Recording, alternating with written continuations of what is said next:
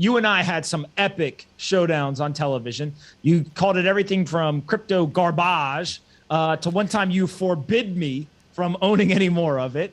But I think that there's a lot of changes that have happened in the market, both from a regulatory standpoint and also some of the market dynamics. And you now are comfortable starting to allocate to it. So maybe walk us through kind of what changed and then how you're thinking about allocating to Bitcoin and cryptocurrencies today.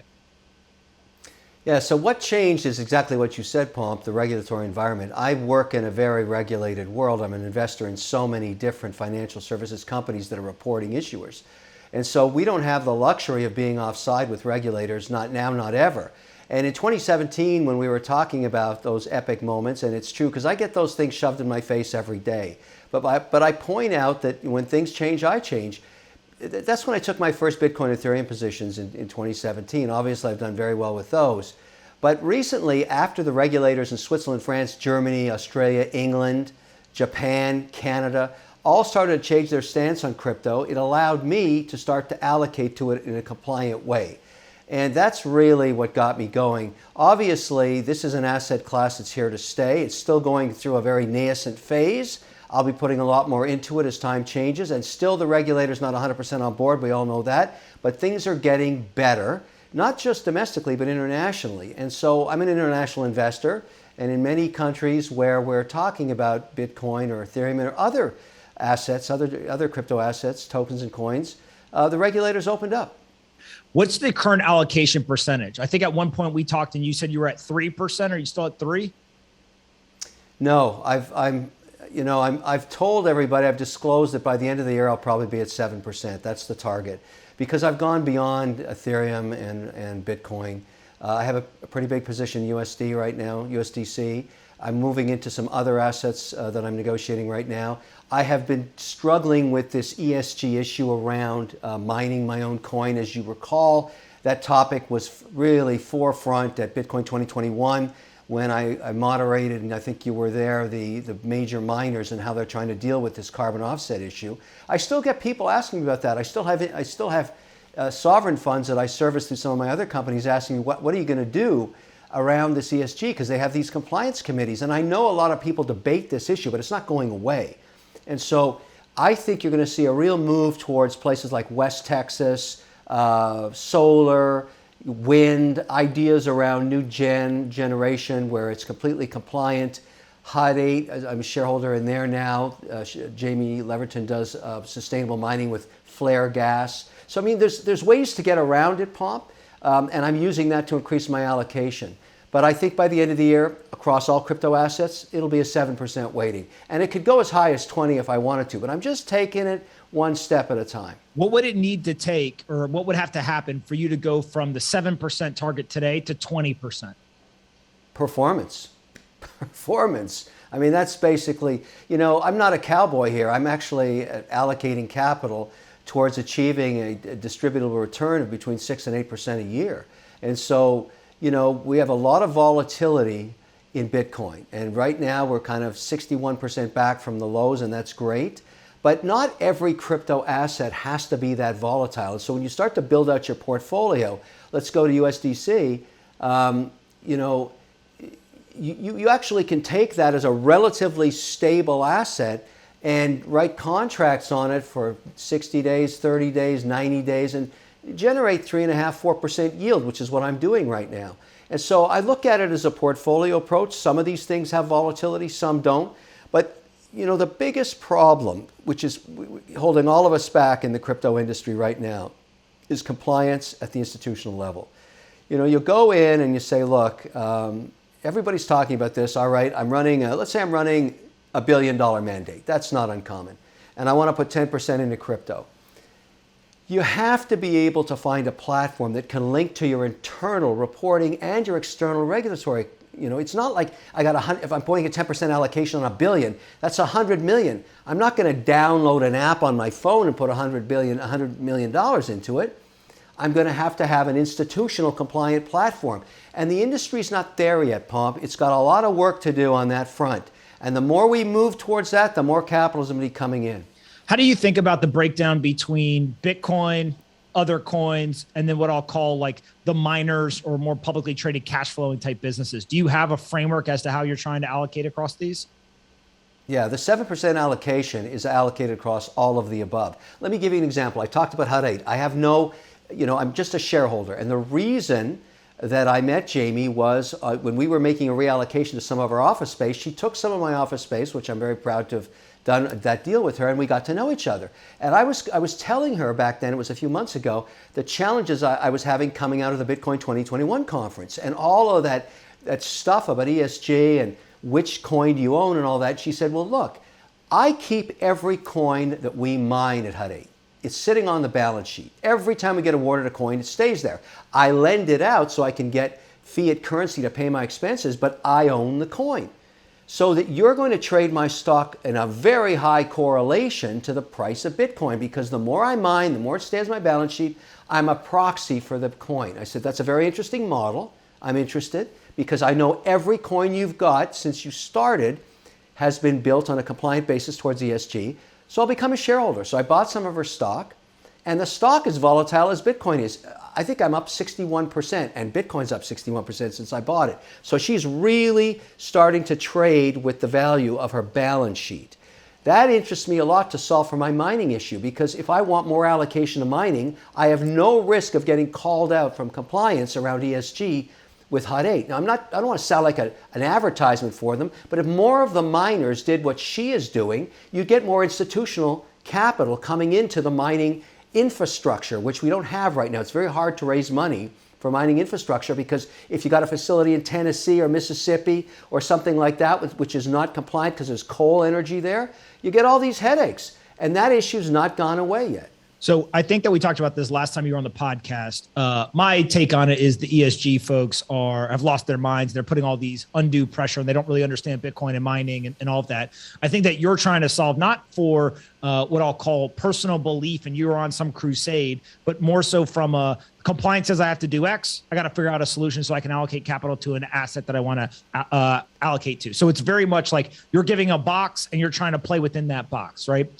With that said, well, Pomp, I want to get detail on that. I have no choice. I have a compliance department.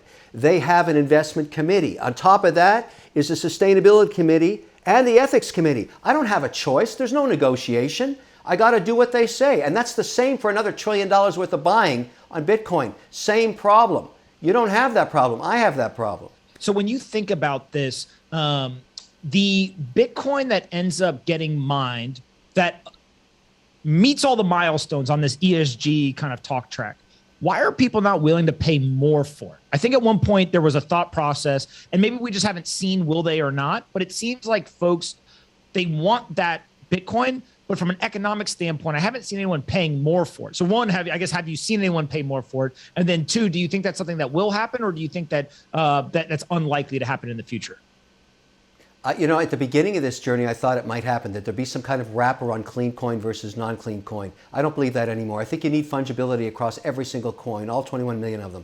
And I think what's going to happen is for incremental buying coming in, and I'm saying $1 trillion, if my clients, just the institutional and the sovereign funds alone, and not all mine, but that whole asset class of investor, just did a 1% allocation towards just Bitcoin, that's $1 trillion worth of buying. So we really, really want to solve this problem as an industry.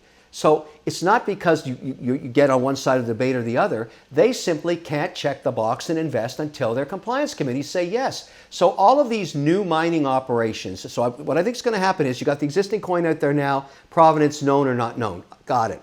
But if you're setting up a new operation to mine coin for the next 30 years, you're going to get a lot of institutional interest in that infrastructure cost. Let's say it cost you $500 million to set up in West Texas.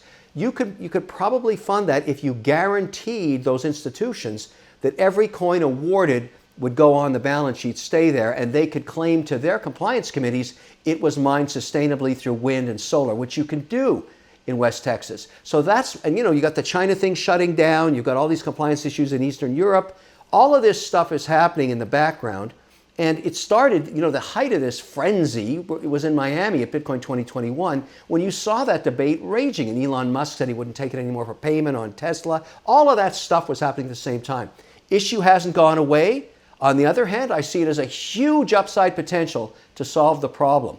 I want to be long Bitcoin when that 1% gets allocated to the rest of the funds, because that's when you're going to see really amazing incremental valuations. So today we're sitting around $45,000, $46,000. When that $1 trillion gets allocated, any thoughts in terms of what happens to Bitcoin? Katie bar the doors, Pomp. I mean, it depends how fast they come in. I mean, that's when you get extreme extension of valuation. You just don't know. Anytime people say, oh, I know the ceiling on the price of Bitcoin, they have no idea.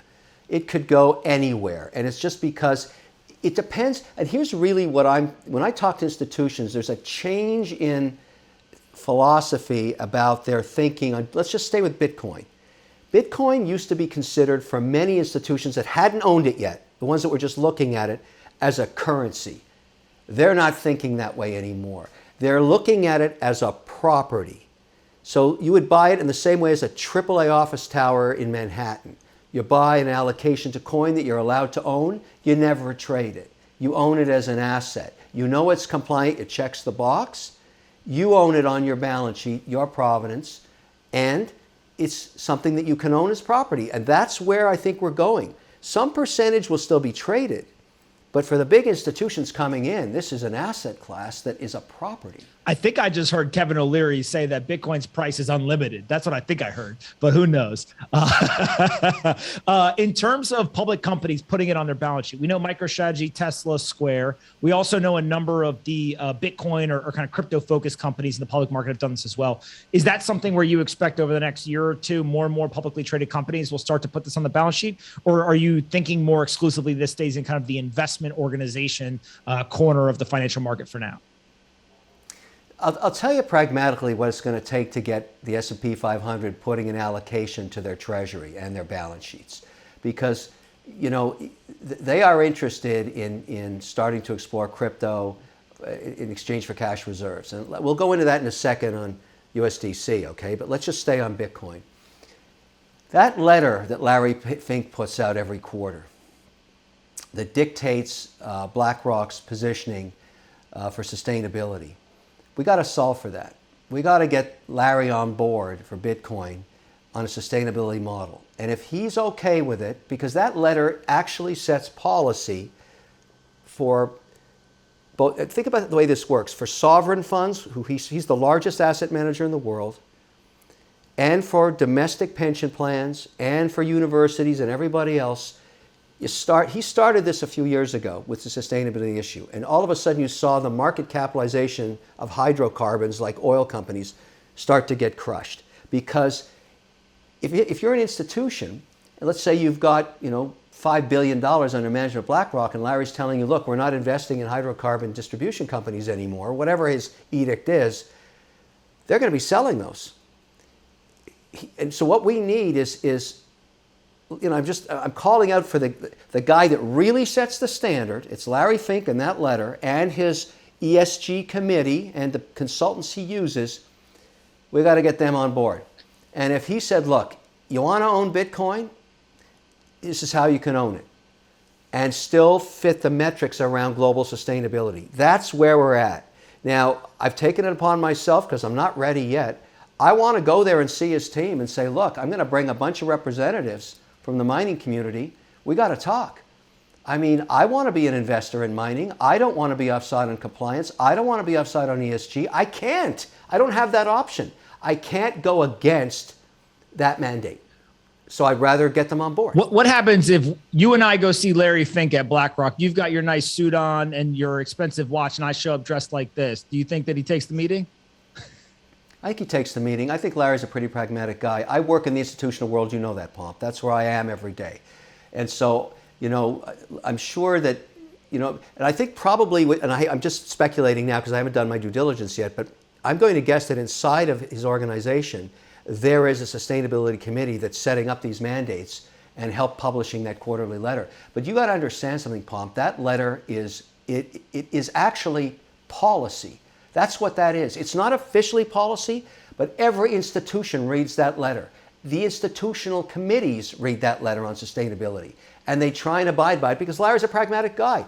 That's where we're at in the mining community right now. We gotta solve this. You want to see Bitcoin at $1 million a coin? You got to solve this. Is Larry Fink, in your opinion, the most important person in terms of institutional capital to flow into the market? If Larry Fink kind of capitulated, put together this framework and said, okay, here's how to do it, do you think that that would be the inflection point? He is the most influential. Why? Because numbers don't lie. He's the #1 asset manager on earth. Every geography works with him all around the world. And so look, I'm just calling it what it is.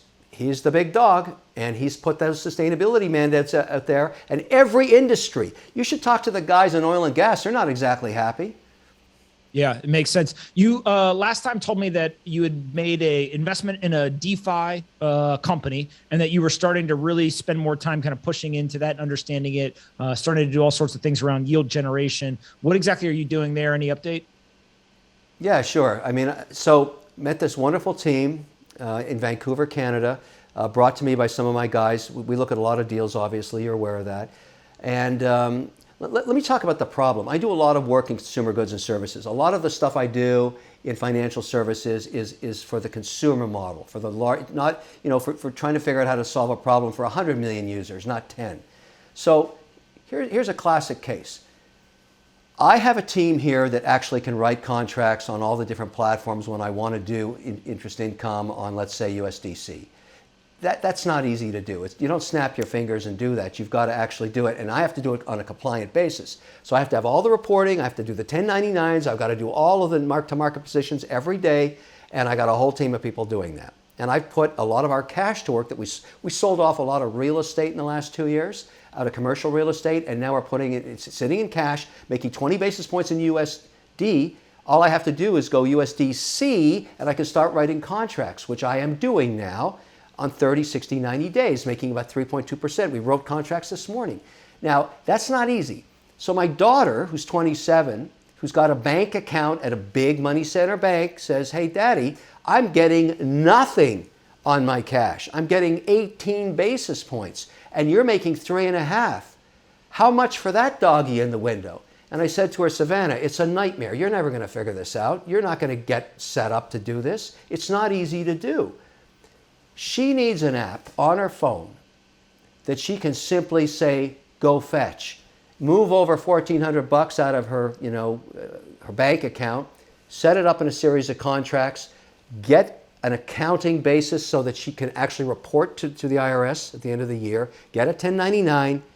That's what WonderFi is. That company started as DeFi Ventures, and I said to the team there, look, let's take advantage of all the people that know Mr. Wonderful. This is a ripoff of Richard Branson.